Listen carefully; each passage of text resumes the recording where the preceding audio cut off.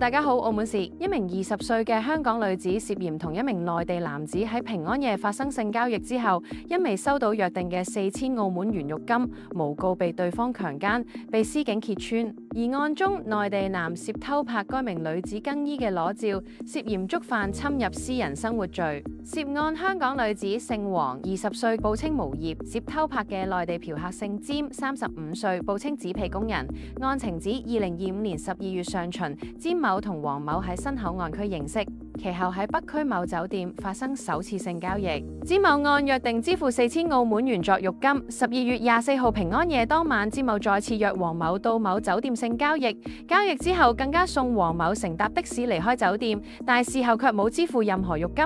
黃某因索款不果，喺12月26號凌晨向治安警報案，稱被詹某粗暴強姦且遭偷拍。治安警隨即將案件同黃某移送司警跟進調查。司警調查發現黃某身上冇任何抵抗性傷勢，揭穿有人誣告，移送檢察院偵辦。12月26號下晝，司警喺關閘截獲準備離境嘅詹某，承認未支付第2次性交易嘅浴金，但否認實施強姦行為。司警喺詹某手機中查獲偷拍黃某更衣時嘅裸照，證實涉嫌觸犯侵入私人生活罪，將另立案件偵辦。